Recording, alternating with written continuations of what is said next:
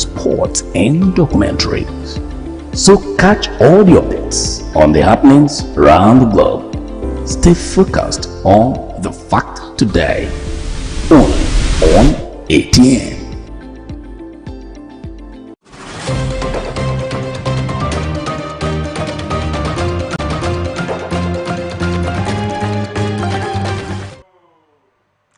A very beautiful evening to you, and thank you for joining us on the Global News. First, the headlines. Rivers PDP ward suspends Rep loyal to Governor Fubara. Ganduje says that no vacancy in 2027 for opposition parties. Speaker Abbas Bajabiamila Carlo approved renovated NAS chambers. CBN ex-director accuses Emefi $600,000. Court compelled one to port for Nigeria to end terrorism. Alejandra Marisa is Miss Universe Buenos Aires. From the line across the ocean to the land beyond the mountains, through the Sahara, we bring on sport news, live analysis, expert discussions on trending stories in politics, business, socio-economy, sports, and documentaries. So catch all the updates on the happenings around the globe. Stay focused on the fact today, only on ATN.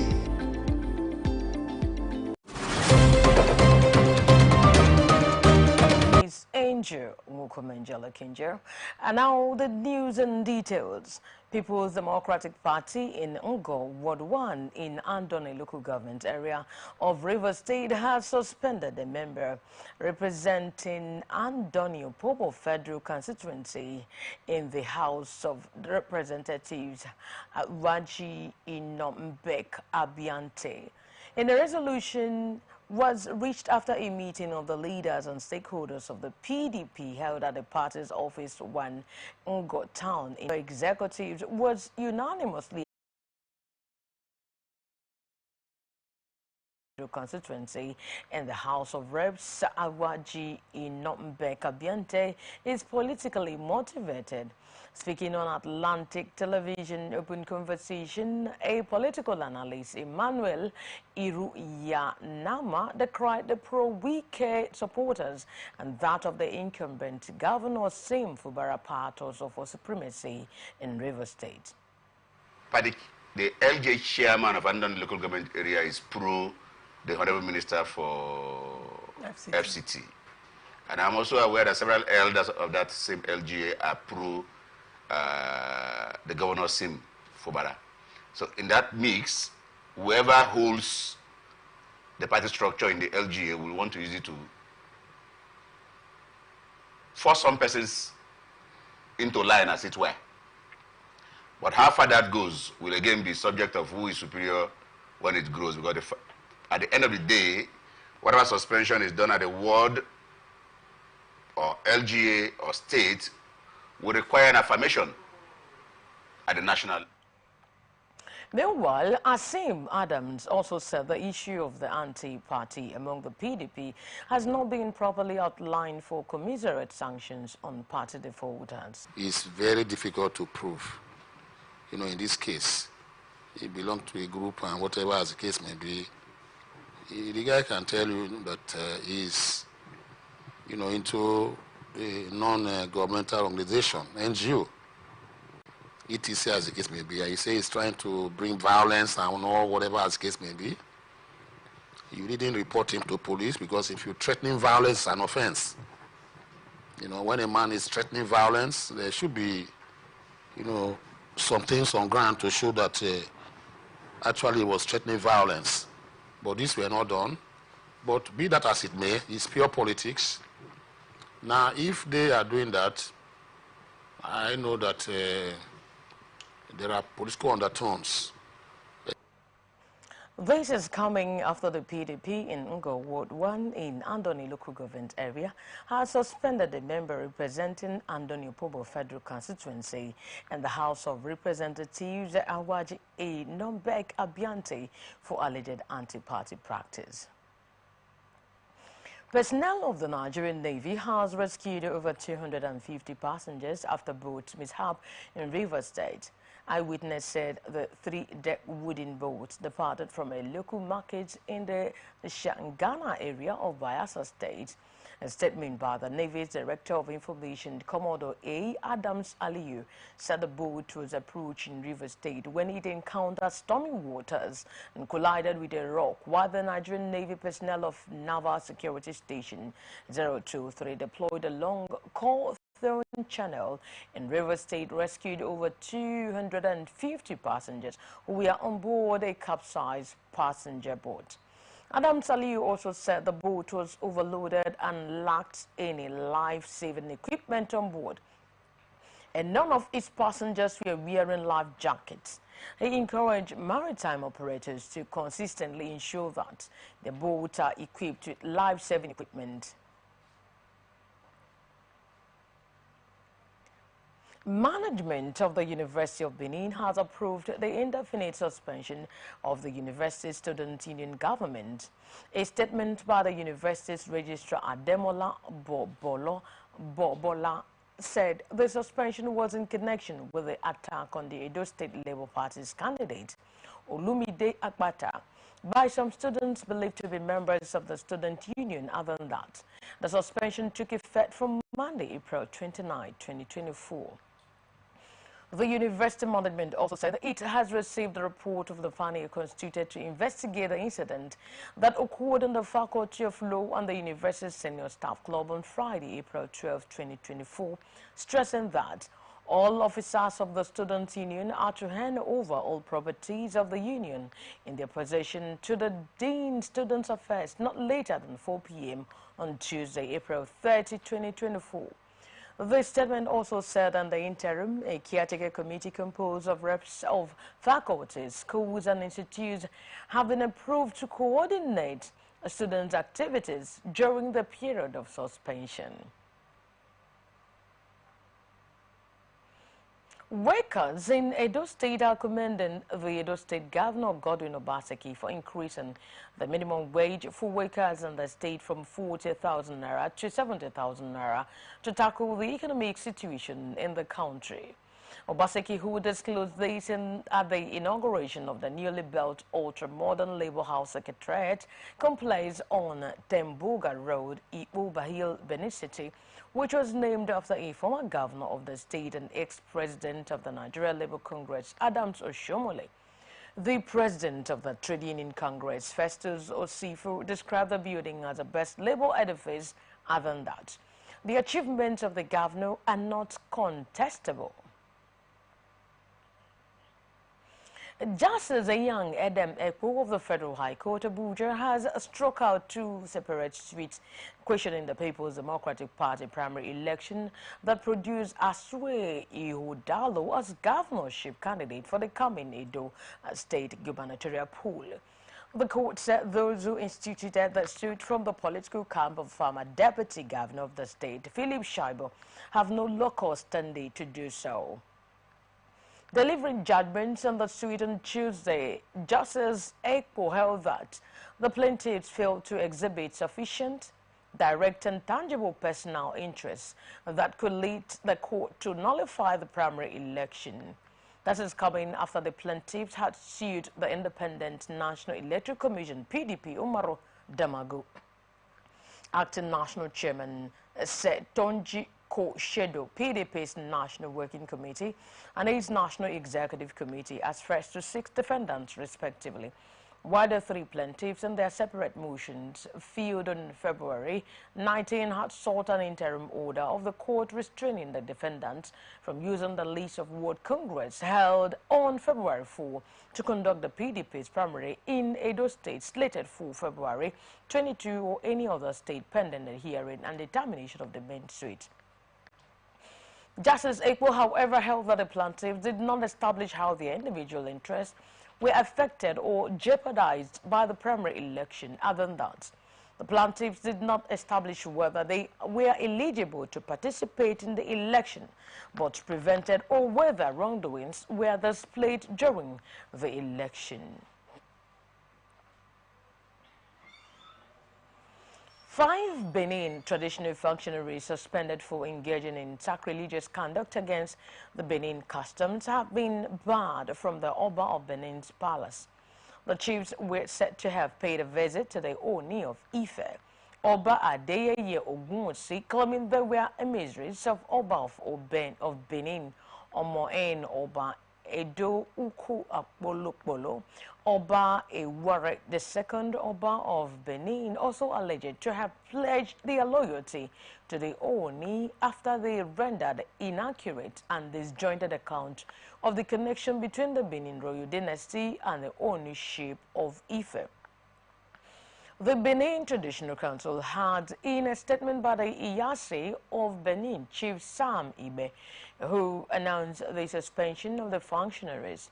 A statement by the Chief Press Secretary to the Oba of Benin, Osai Bovo Igu Obaro, said the functionaries had been stripped of their beads and barred from the palace as further disciplinary action for the shame they brought to the throne. Deputy Vice Chancellor Academics of Abia State University, Professor Godwin Nemezo, is thanking God for not allowing him to die inside a den of kidnappers. Midway, who gave the appreciation at Michael Okpara Auditorium, Umuahia, during a Thanksgiving event put together by the Umuahia South Branch of Full Gospel Businessmen Fellowship International in collaboration with Office of the Chief of Staff, Abia State Government House, said his 11 days in the captivity of kidnappers was a terrible experience he would not like to remember. He said those who kidnapped him severally threatened to kill him if he did not provide their demands. Other than that, his faith in the ability of God to rescue him alive remained strong throughout the 11 days' travails. While specifically thanking Governor Alex Oti for his commitment in saving his life and appreciated his wife, Kate Emezo, and the Emezo family for their prayers and untiring effort in saving his life.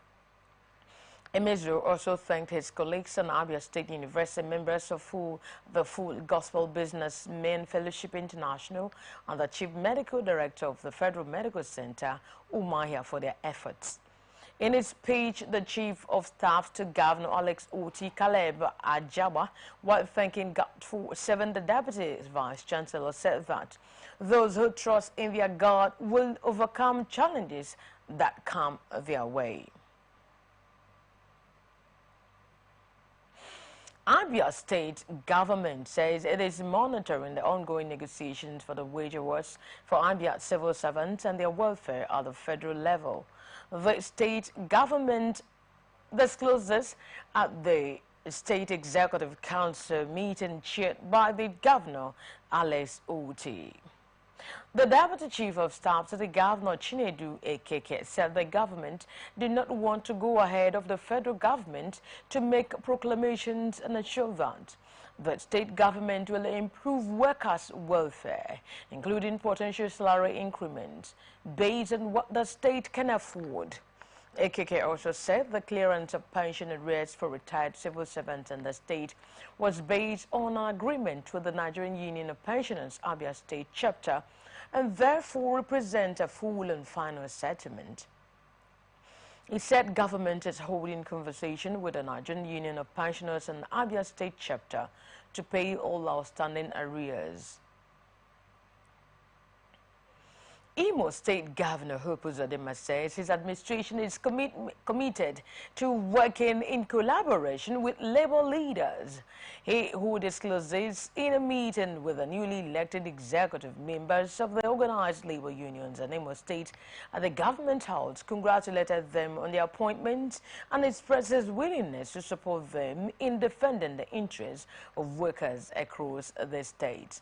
A statement by the Chief Press Secretary and Media Advisor to the Governor, Oguwike Nwachukwu, said the Governor also accepted the organized labor's request to host their annual convention in Imo State later this year, promising to make it a memorable event surpassing previous conventions held elsewhere. In his remarks, Nwigwe thanked the governor for his generosity towards workers, citing initiatives such as free transportation, free medical care, civil service reform, prompt salary and pension payments, worker promotions, and the recent commitment to paying gratuities to retirees. We were assured Uzodinma of a willingness to work with the governor to achieve the desired peace for Imo State. Enugu State Governor Peter Mba has condemned the recent attack in the Ugujiro Nimbo community Uzo Uwane local government area of the state.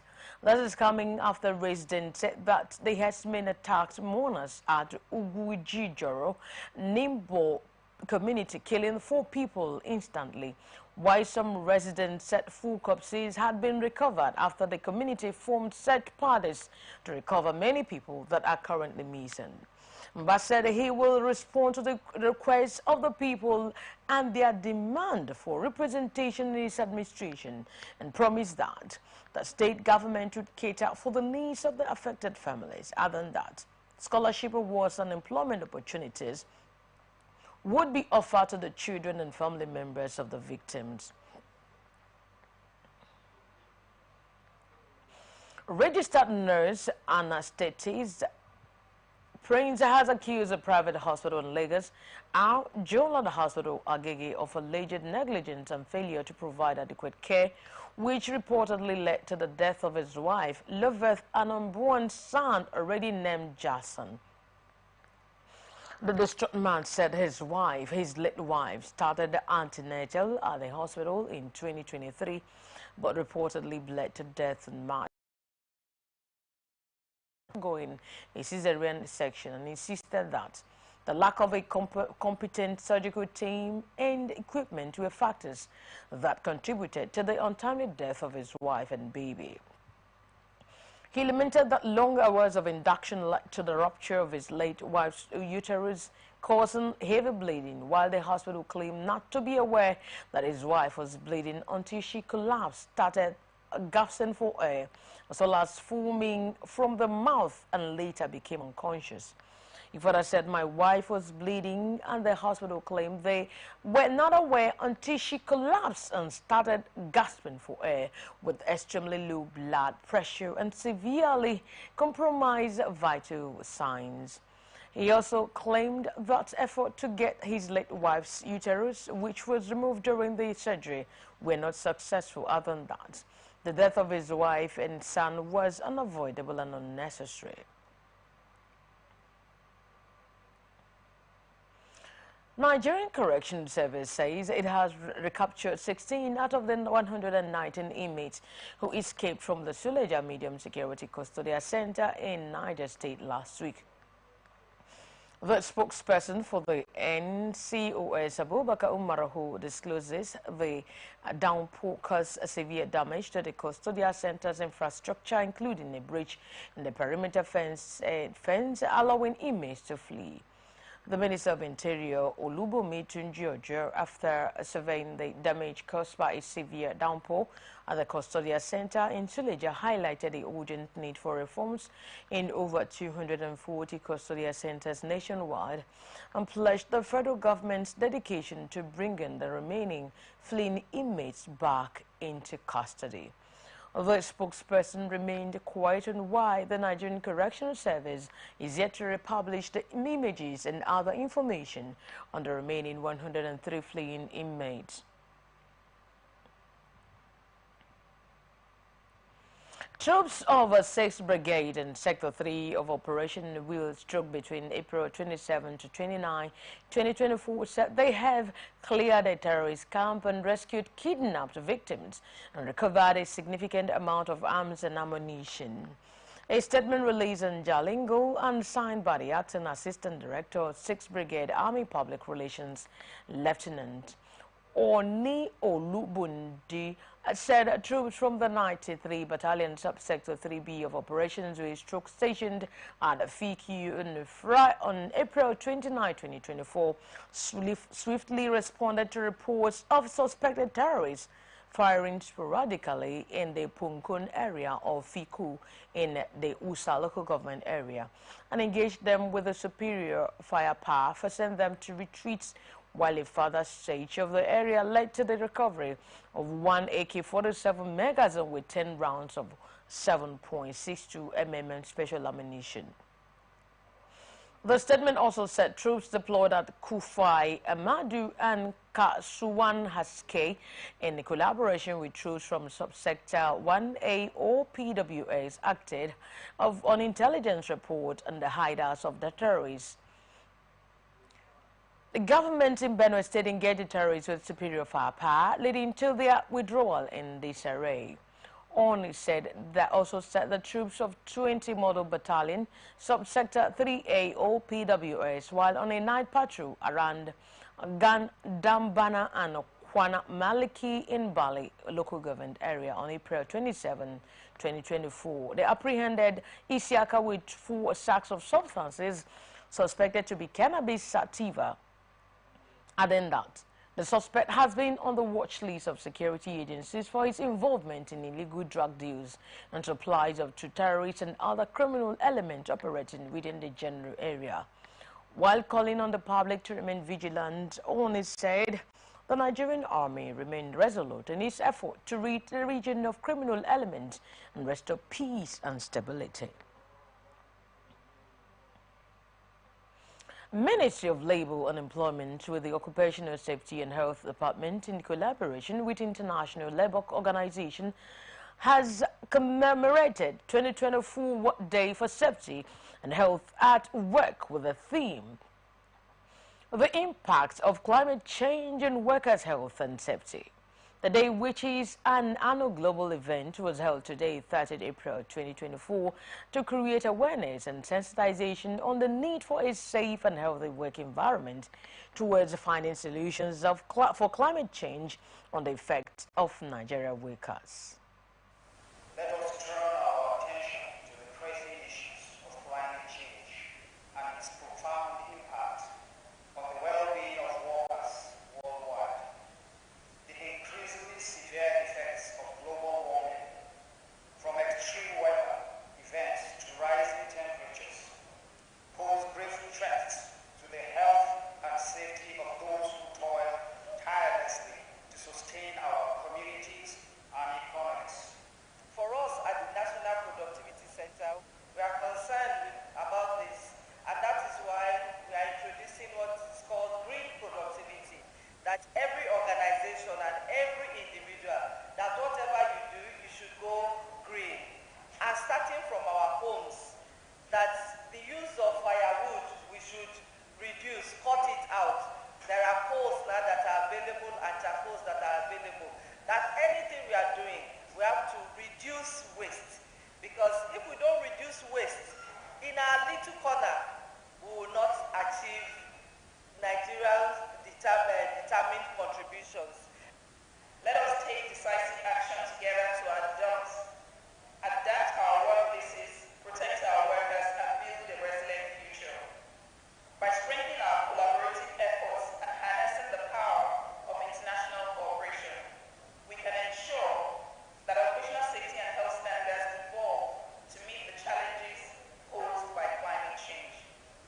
While thanking the Federal Ministry of Labour and Employment for its dedication to health and safety of all workers, I wish to reiterate the ILO's commitment to work with the government, workers and employers and their organizations to design and implement effective national and enterprise level policies to improve operations. The Permanent Secretary of the Ministry of Labour and Employment, Alhaji Ismaila Abubakar, who was represented by Jaffa Musa, called on stakeholders and partners to work towards the safety of Nigeria workers. As we reflect on the theme of this year's World Day for Safety and Health at Work, let us commit ourselves to action that will mitigate the effect of climate change on workers' health safety, and harness the power of collective responsibility to build a resilient and sustainable workplace and protect the health, safety, and as well as every worker. Let us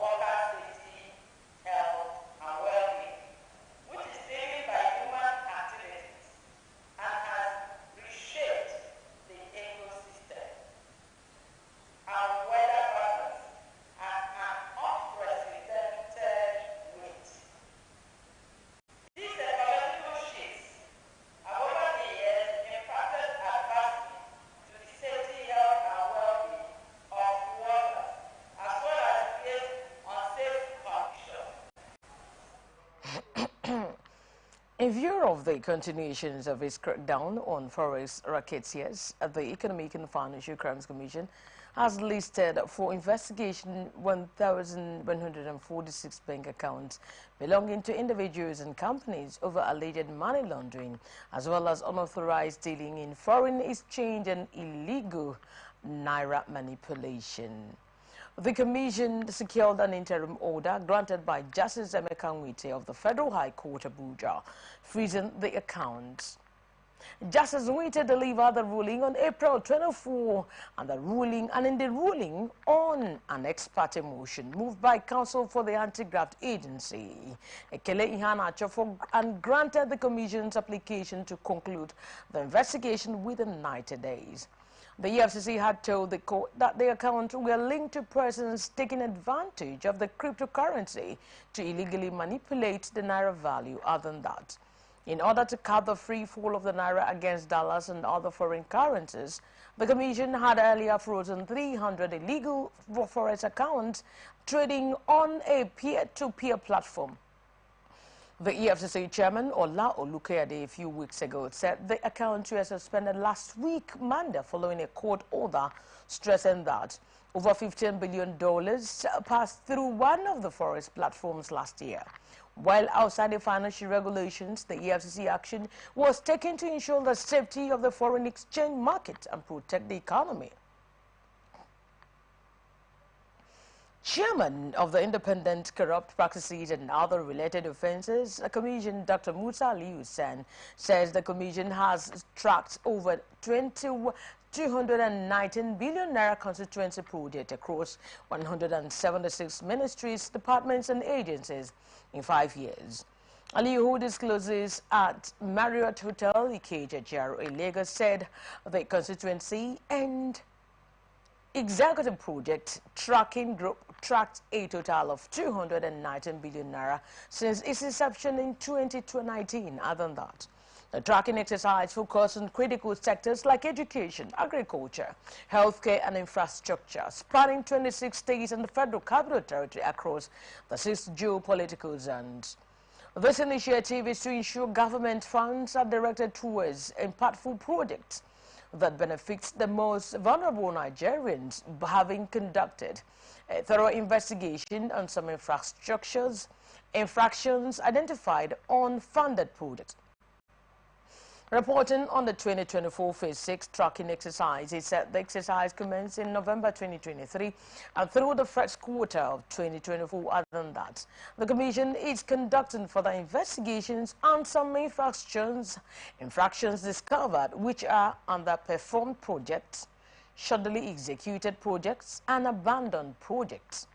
It said appropriations for all tracked projects was 220 billion naira, and the contract value of all projects tracked was 285 billion naira. Other than that, the cumulative savings to the government was 30 billion naira. And the number of contractors companies involved in the track project was 1,355.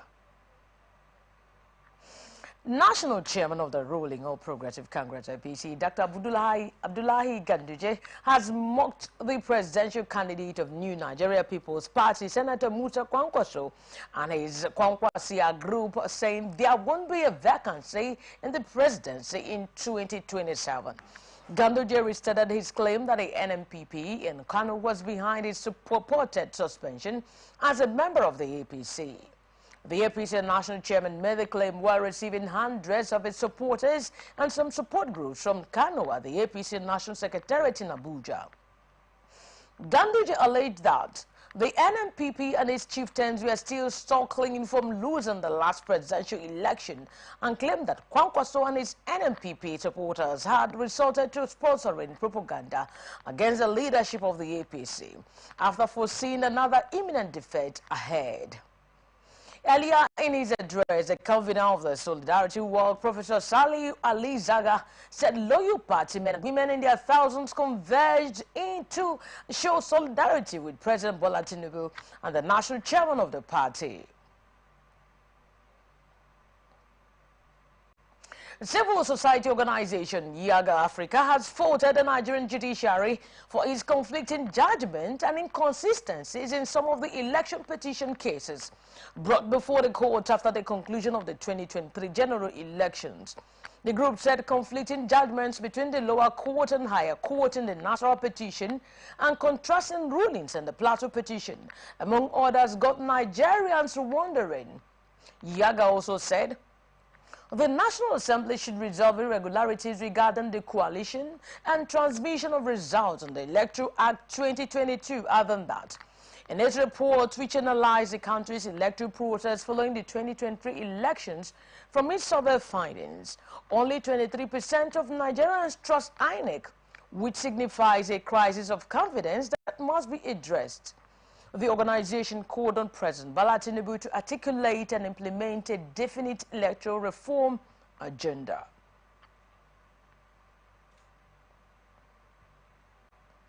Joint Admissions and Matriculation Board says it has released the result of the 2024 Unified Tertiary Matriculation Examination, showing that 1,402,490 candidates out of 1,842,464 failed.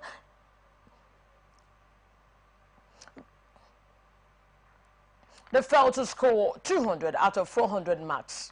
The number of candidates who failed to score half of the possible marks represents 78% of the candidates whose results were released by JAMB. Giving a breakdown of the result of the 1.8 candidates released, the board's registrar, Professor Ishaq Oloyede, said 8,401 candidates scored 300 and above, while 77,070 scored 250 and above. 439,974 scored 200 and above, while 1.4 million scored below 200.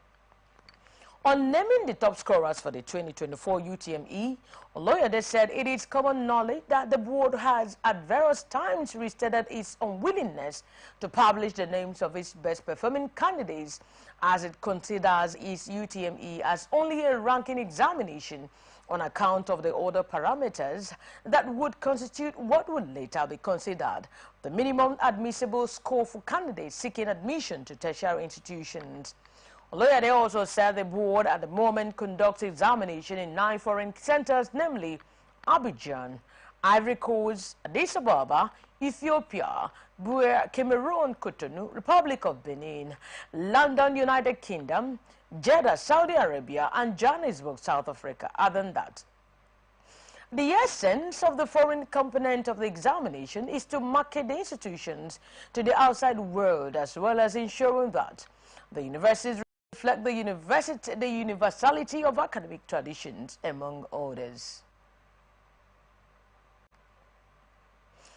Social analysts has expressed disappointment over the increasing rate of insecurity across the country and have emphasized on the need for adequate security measures, especially for the Nigerian citizens.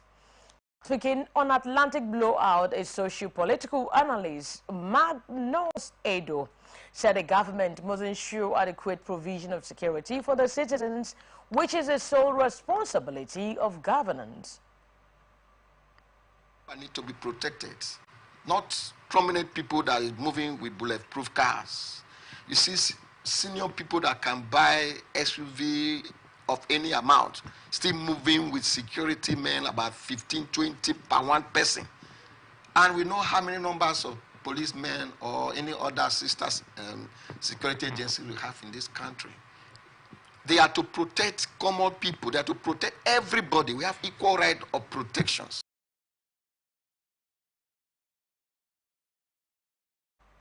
Magnus Edo also frowned at the deployment of both the police and military personnel to the service of politicians and other ranking members of the society, rather than the poor masses. But when you see commissioners of police will be dispatching his men to protect politicians, like I'm a traditional ruler, I don't have any police around my house. We live in the village. You see, most of these people attack our common people, farmers. People look at the common driver. Look at just a driver that came out to look for what to eat. It was shot, dead. There's no police architectural informations. There should have been an informant that will inform police. And even the informant, if they are trying to do their best, they are being exposed. You cannot just call a security officer and say, I'm seeing something within Akbajo or anywhere. They will review your identity in the next 2 seconds and you will be killed. This is coming after bandits had killed a driver and abducted 2 persons along the Abuja-Kaduna highway. Federal government has declared Wednesday, May 1, 2024 as public holiday in commemoration of Workers' Day. A statement signed by the Permanent Secretary, Ministry of Interior, Aishatu Ndayako, said the Minister of Interior, Olubomi Tunjiojo, conveyed the declaration while emphasizing the importance of excellence, efficiency, and fairness in labor. Tunjiojo reiterated President Bola Tinubu's administration's dedication to fostering innovation, productivity, and inclusivity in workplaces. Other than that, the 2024 Workers' Day is particularly being looked forward to as it is expected that President Bola Tinubu may unveil the newly proposed minimum wage for the workers in the country on that day. The Nigeria Labour Congress has listed 7 demands from the federal government ahead of the May 1, 2024 Workers' Day, and aside from demanding a new minimum wage, the NLC also asked for the creation of state and local government police to tackle insecurity in the country. The Congress also stressed that states and local government, as well as the organized private sector, must pay the new minimum wage when it is eventually approved. You're watching the Global News on Atlantic Television Network. We will be back after this short break. Please stay tuned.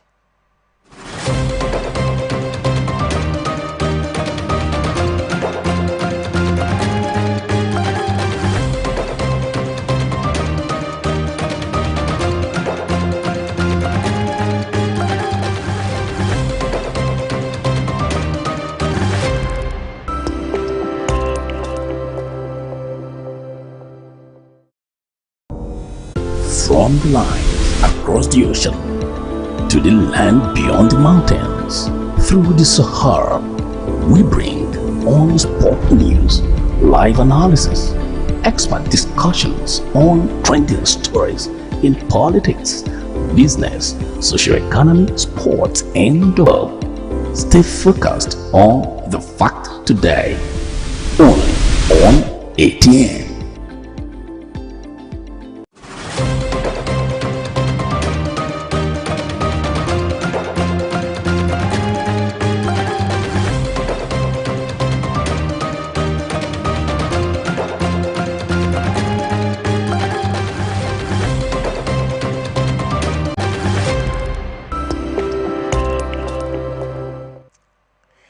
And now, the rest of our stories. President Bola Tinubu says he has signed an executive order to unlock up to $10 billion fresh investment in the nation's oil and gas sector. Speaking at the opening of a 2-day retreat on economic transformation and development organized by the House of Reps, the president said the development will come through physical incentives for non-associated gas, midstream and deep water oil and gas. Represented by his chief of staff, Femi Gbajabiamila, Tinubu also disclosed that a week ago, the federal government signed the consolidated guidelines for implementing fiscal incentives for the oil and gas sector. Other than that, the executive order streamlines the contracting processes, procedures and timelines from 36 months to 6 months, while the order also seeks to ensure that local content requirements are implemented without impeding investment or the cost competitiveness of oil and gas projects. He also said many reforms are being implemented to reposition the country's tax administration to reduce government interference with the commercial imperatives of businesses in the country so that businesses based here can be competitive and focus on their core objectives of economic growth through innovation and trade. Other than that, it will need the support of the National Assembly to fully implement some of these reforms, as statutory changes will be required in some areas. He commended the legislature for working in harmony with the executive and in championing policies meant to enhance the welfare of Nigerians. Speaker of the House of Reps, Honorable Abbas Tadujin, has approved the renovated chambers of the National Assembly for resumption today. Speaker, who was in the company of the immediate past Speaker and Chief of Staff to President Bola Tinubu Femi Gbajabiamila and the Deputy Speaker Benjamin Carlo, led several principal officers and members of the House, extended the inspection to the newly built National Assembly Library. Speaker Abbas, who addressed journalists in the chambers, expressed delight at the new look and the facilities installed in the chamber. Other than that, the quality of work done has raised the skepticism about the capacity of a local contractor handling the project, and commended Gbajabiamila for initiating the renovation. Tadujin, Speaker House of Reps, the Chief of State to the President, Femi Gbajabiamila, also expressed satisfaction with the work done in the chamber, saying he would have loved the renovation to have been completed before he left the House to take his new appointment and share the credit with members of the 9th House of Representatives, whom he said backed him on the project. President Bola Tinubu, however, during the 9th Assembly, Gbajabiamila initiated the renovation of the House of Chambers, which was extended to the Senate chambers, making lawmakers to move to temporary chambers since 2022, when the renovation commenced. The lawmakers have resumed sitting at the renovated chambers today. Senate has resumed plenary after 6 weeks of the recess in the newly renovated Hallowed Chambers that was reopened after 2 years of reconstruction.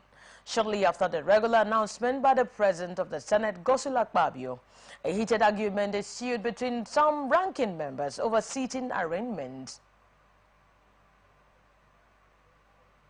Correspondent Rotimi Adewumi reports. The Senate, after 6 weeks of recess, resumed into its Hallowed Chamber, which has been under reconstruction and renovation since 2022. At the resumption, 3 senators engaged in heated argument over seat arrangement. Senator Danjuma Guji, who is a 4-time ranking senator representing Gombe Central, and Senator Shahabi Yao, representing Zamfara North, expressed displeasure over the back seat assigned to them and complained to the majority leader, their ranking. But the arrangement the aggrieved senators met fell short of their expectations. The President of the Senate doused the tension after a slightly prolonged verbal engagement with Senator Bamidele Okoyemi and Senator Yao and Senator Goji at the center. Also called on the aggrieved senators to approach their chair to diffuse their anger, after which he read his welcome address. Minutes after, plenary was dissolved into an executive session. We have been entrusted with an important role, and now is the time for courageous actions and strategies to drive this role.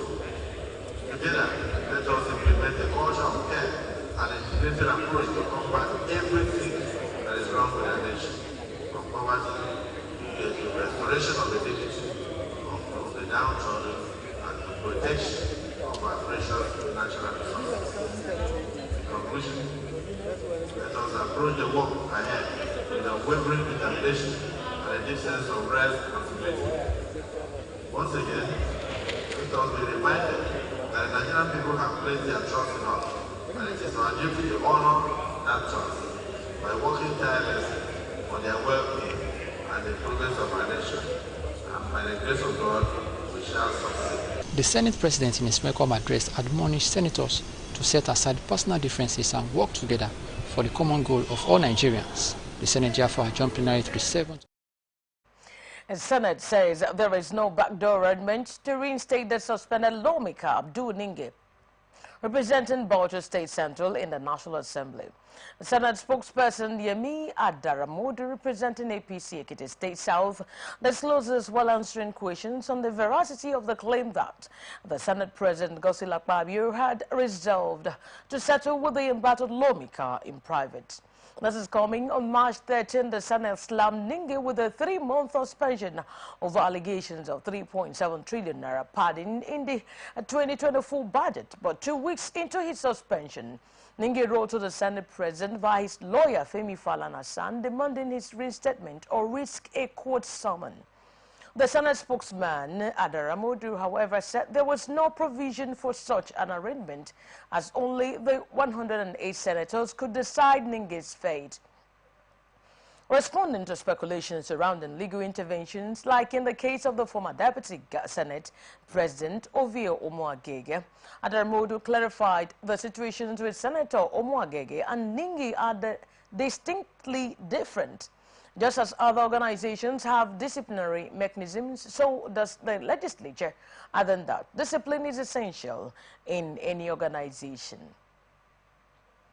And now we are moving on to the business news. Oil dealers under the aegis of the Independent Petroleum Marketers Association of Nigeria says it will shut down the 30,000 stations operated by IPMAN members across the country if the federal government fails to pay the 200 billion naira that is being owed marketers. IPMAN specifically said the Nigerian Midstream and Downstream Petroleum Regulatory Authority, an agency of the federal government, had refused to clear the debt which had continued to accrue since September 2022. It disclosed this in a communique issued in Abuja by the chairman of the IPMAN Depot Chairman Forum, Yahya Al-Hassan, over the non-payment of marketers' bridging claims.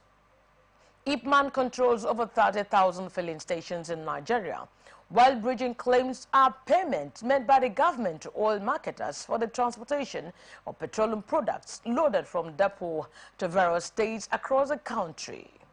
Al-Hassan said the consequences of the failure by NMDPRA to pay the 200 billion naira will be terrible, as every marketer's outlet across Nigeria, from the north to the south and from the east to the west, will be shut down. The IPMAN official pointed out that at a stakeholders meeting held on February 20, 2024, with the Minister of State for Petroleum Resources, Oil Henneken Lukbobire, and the National Security Advisor Nuhu Ribadu, the Chief Executive of NMDPRA, Farouk Ahmed, was mandated by Lukbobire to clear the entire debt in 40 days.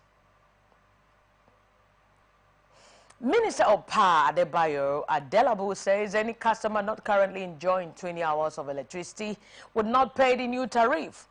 The minister stated these while appearing before the Committee on Power during a one-day investigative hearing on the need to halt the proposed increase in electricity tariff by 11 successful electricity distribution companies amid the biting economic situation in Nigeria. According to him, the government had introduced a new policy to save the drowning sector, assuring Nigerians that the pains were temporary. Other than that, the federal government would pay the sum of 2.9 trillion naira to subsidize electricity this year if the tariff was not reviewed. We now say, let's look at those set of customers that can actually have some stable level of supply of minimum of 20 hours per day. So what we did was actually creative and quite different from what we have experienced in terms of the tariff review in the past.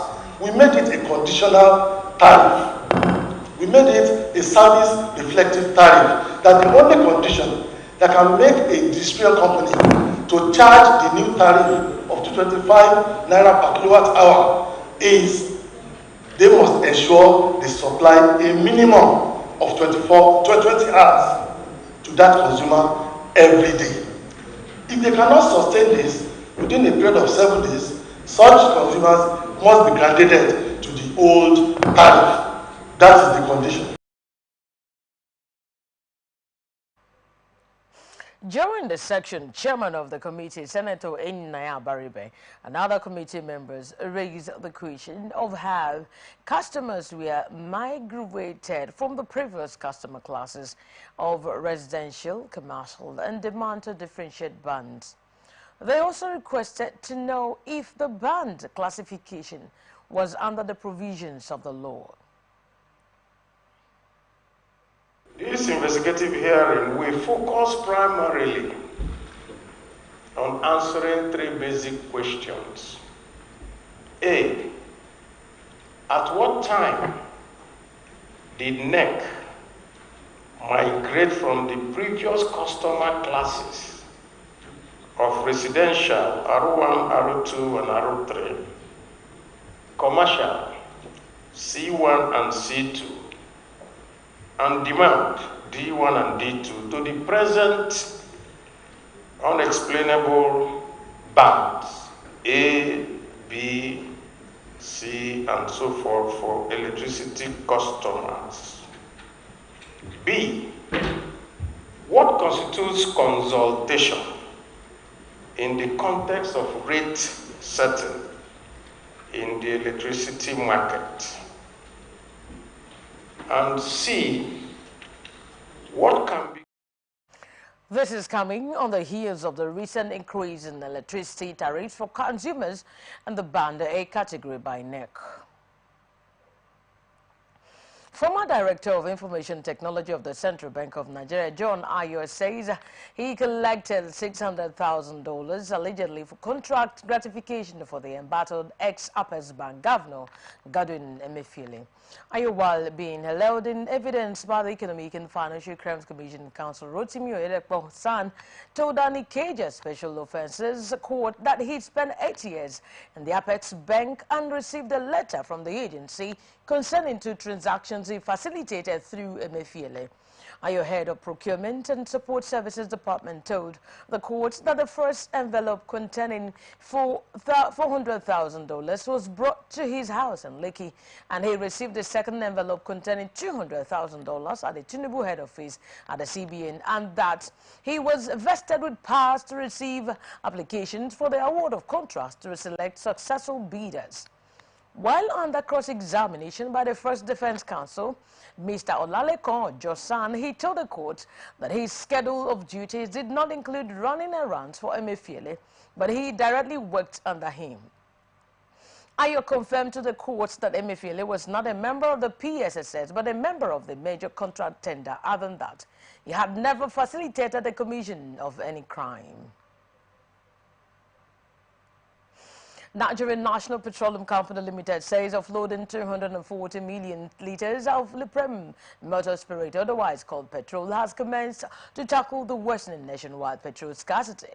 The filling stations now sell the product at an average price of 800 naira per litre in various locations, and 240 million litres of petrol imported into the country came in through 5 vessels, which were offloaded into 5 depots.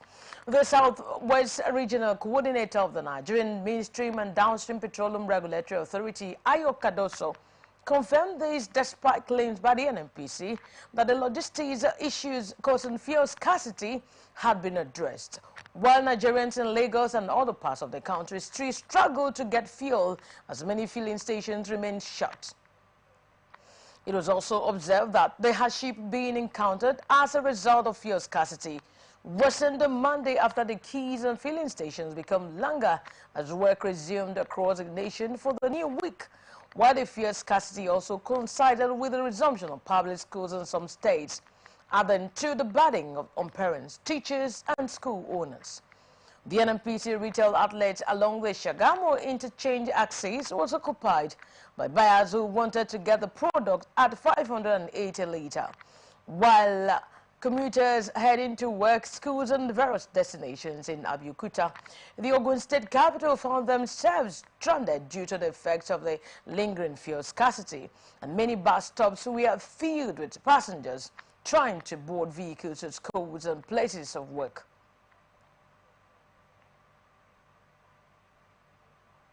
Federal government says it has commenced the 2024 oil bid rounds in accordance with the provisions of the Petroleum Industry Act. It announces in Abuja at the first edition of the Naiti House Dialogue organized by the Nigerian Extractive Industries Transparency Initiative, where the Nigerian Upstream Petroleum Regulatory Commission also revealed that it made 4.34 trillion naira revenue in 2023. Speaking at the event, the Chief Executive NUPRC, Benga Komolafe, said the oil licensing rounds were designed to enhance quality data set and would be conducted in a fair, transparent and competitive bidding process in a non-discriminatory manner as stipulated on Section 3 and 74 of the PIA. He said the nation would earn billions of dollars from the asset in terms of royalties, taxes and other levies to be generated from the bid round. Other than that, government currently putting on offer 12 block and they commence a bid process in 2022 where we put 17 offshore assets on offshore, but as the date grew close to the last election, we had to put a hold on it. This is coming after the PIA has outlawed the discretionary award of the asset, and so the award of asset now go through a fair, competitive and transparent process. While the NUPRC grew its revenue from 2 trillion naira in 2020 to 2.9 trillion naira in 2021. This rose to 3.78 trillion naira in 2022. Minister of Works David Umahi says a closed-circuit television and solar light will be installed on the third mainland bridge by June to check the activities of illegal miners and the infrastructure. Umahi, who disclosed this after a routine inspection of the on-the-deck project at Ido Bridge, Qatar Bridge and the third mainland bridges in Lagos, said Berger is a contractor doing the Ido Bridge, Qatar Bridge and third mainland bridge, and have promised to increase the pace of work against the incoming lagoon tide in June. The minister said that the federal government had taken proactive measures to address the condition of the piles supporting the third mainland bridge. Other than that, erosion and illegal mining had damaged the piles and a consultant would be contacted on the repairs. He noted, we will be doing a meeting with Julius Berger tomorrow to look at one of the most serious and challenging jobs, and that is the work that is right below the pair cabs, that is the piles, and then the deck jaws and Benway. We have gone very far in all these bridges, and we have gone very far on them following the directive from the president. Nigerian Electricity Regulatory Commission says it has released an order on the deregulation of meter prices for the meters employed under the Meter Asset Provider Scheme. It said the prices of meters were deregulated after meter asset providers and other operators requested a further review of meter prices in consideration of significant changes in foreign exchange and inflation rates since the last price review of the prices of meters by NEC in September 2023. It also said that significant changes in these macroeconomic variables had constrained the abilities of meter providers to supply meters at approved regulated prices and stressed the need for the efficient pricing of meters to respond more quickly to changes in macroeconomic parameters, particularly exchange rates. The Commission said it has taken cognizance of the constraints and challenges faced by the MPS and LMS and therefore approved the regulation of prices of meters deployed under the MAP scheme with effect from May 1, 2024. Other than that, with effect from May 1, 2024, all prices of meters under the MAP scheme shall be determined through a competitive bidding process, with customers provided with a choice of authorized vendors.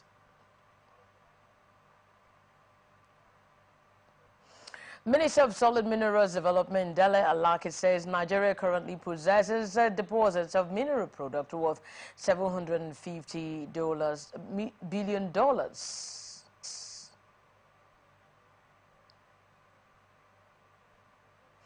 The minister who disclosed these added to the national stakeholders roundtable on sustainable development of the mining industry organized by the National Institute for Policy and Strategic Studies with the theme Sustainable Development of the Mining Industry in Nigeria in Abuja, said the government is working to ensure the country becomes a promising investment destination for solid minerals development. Reviewed that the preliminary reports by the German firm Juscan indicated that the nation is blessed with minerals worth a conservative amount of $750 billion. The summit, organized in partnership with Brute Start, was to brainstorm possible solutions to the issues faced in the mining sector. Speaking in his address, Alake said the mining sector has the potential to contribute a large part of the nation's goal to achieve a $1 trillion economy as pushed by the current administration. Adding that the availability of the data is important to attract investors that will establish plants in Nigeria to process the minerals and create a multiplier effect in job creation and economic growth. According to the minister, the government is putting in place concrete measures that will shift the attention away from fossil fuels to solid minerals. Adding that communities where solid minerals are extracted from must henceforth derive maximum benefit from solid minerals exploration.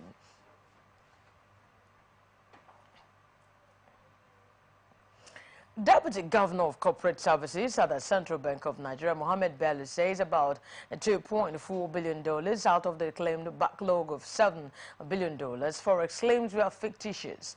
In a statement by the CBN during the 2024 Law Week event of the Nigerian Bar Association at Gariki branch in Abuja, Bello said upon assumption of office, there were numerous demands for a clearance of outstanding forex obligations. Other than that, it necessitated a comprehensive audit of the claims received to determine the genuineness or otherwise of the claims. It said policies and measures that were contrary in nature were adopted to reduce cash in circulation with the hope of tracking the rising inflation rate in the country. We're going to embark on a very short break before we conclude right now. Stay tuned.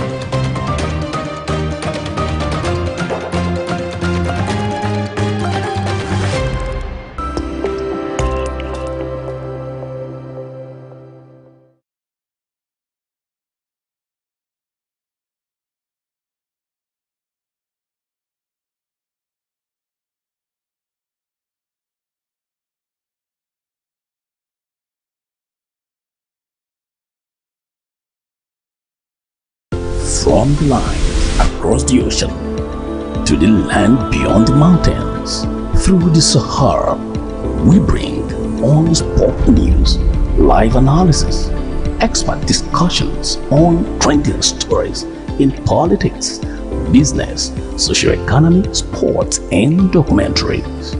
So catch all the updates on the happenings around the globe. Stay focused on the fact today. Only on ATN.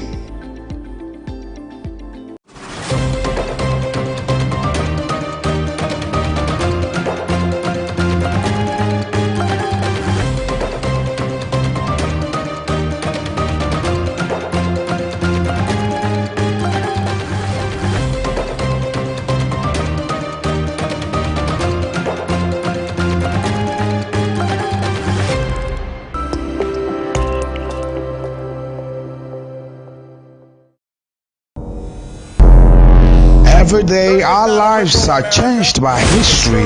We are one people, all of us. Leaders, politics. Nobody's ambition is what.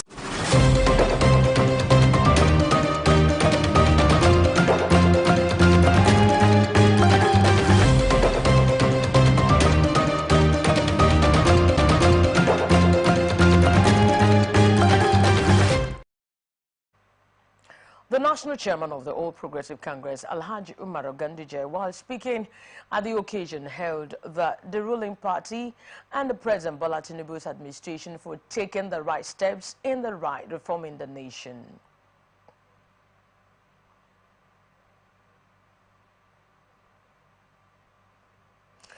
Manufacturers Association of Nigeria says biscuit and bakery products, which is a subsector crashed out in the last 3 decades. Chairman of the subsector, Fola Osibo, who discloses during the group's annual general meeting held in Lagos, said over the years, biscuit manufacturing in Nigeria has gone through challenging periods, some of which have threatened the continued existence of local manufacturers in the country. He said the problems range from strangulating policies to uncontrolled raw material cost and availability, and unfair competition with mostly cheap foreign biscuit imported into the market. He also called on the federal government to initiate responsive and local production-friendly policies to save the sector and prevent it from completely collapsing. In his presentation, the plant director, Cadbury Nigeria PLC, Akinwande Owen, outlined fluctuation in foreign exchange rate, low consumer purchasing power, talent development and migration relocation, multiple taxation, and government policies as the key challenges facing the manufacturing industry. You're still watching the Atlantic Television News. Now, before we go, let's take the international tidbit. And with our international tidbit, we're going to wrap it up right now. United Kingdom-based Nigerian doctor T. John Esho has lost his medical licenses after being found guilty of giving free Botox injections in return for sex. Esho is known for his medical opinion and commentaries on cosmetic surgery. Discussions was also regularly consulted on body fixers for E4 until the summer of 2022. He is a founder of the Esho Clinic, which also has locations in London, Liverpool, and Dubai, and has a host of celebrity clients.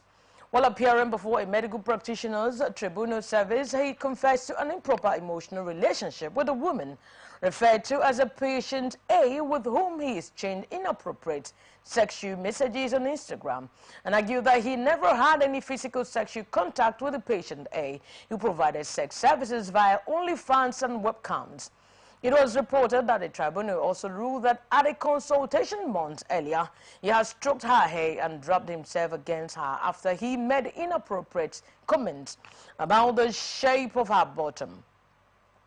The tribunal also established that the doctor last year made similar remarks to patient A and allowed her to masturbate him, while the tribunal found Dr. Esho's fitness to practice was impaired because of his misconduct, and the tribunal announced that Esho's name should be removed from the medical register. The tribunal's reasons for imposing the sanction will be released next week. United States government has reaffirmed its support for Nigeria to end terrorism and other threats to the country's security. The U.S. Deputy Secretary of State, Kurt Campbell, said security cooperation was at the core of the Nigeria-U.S. partnership. Campbell, represented by the Assistant Secretary for African Affairs, Molifi, spoke at the 6th section of the Nigeria-U.S. Bi-National Commission in Abuja following the broad security challenges facing Nigeria. Terrorism, banditry, and piracy threaten its people. Meanwhile, the federal government has appealed to the U.S. to repatriate more illicit funds transferred from Nigerian officials through its banking system. The Minister of Foreign Affairs, Yusuf Tuga, in his remarks represented by the Permanent Secretary, Ministry of Foreign Affairs Adamu Lamuwa, stressed the need for increased support from the U.S., citing $308 million as insufficient compared to Nigeria's losses from the illegal fund transfer over the years. And now the entertainment news. Okay, and the 60-year-old lawyer Alejandra Marisa Rodriguez has denied age stereotypes by winning the coveted Miss Universe title for the province of Buenos Aires. Rodriguez has become the first sexagenarian in beauty pageant history to claim such an honor, paving the way for a new era of inclusivity and diversity. She hails from La Plata, the capital city of Argentina's Buenos Aires province, and will now represent her province in the upcoming national selection for Miss Universe Argentina scheduled for May 2024. Her victory is a testament to the Miss Universe organization's recent decision to remove age limits, for contestants, opening the doors for women of all ages to participate starting in 2024. This is coming after the September 2023, the Miss Universe organization announced that there would no longer be age limits for pageant contestants, while Miss Universe 2024 will be held in Mexico.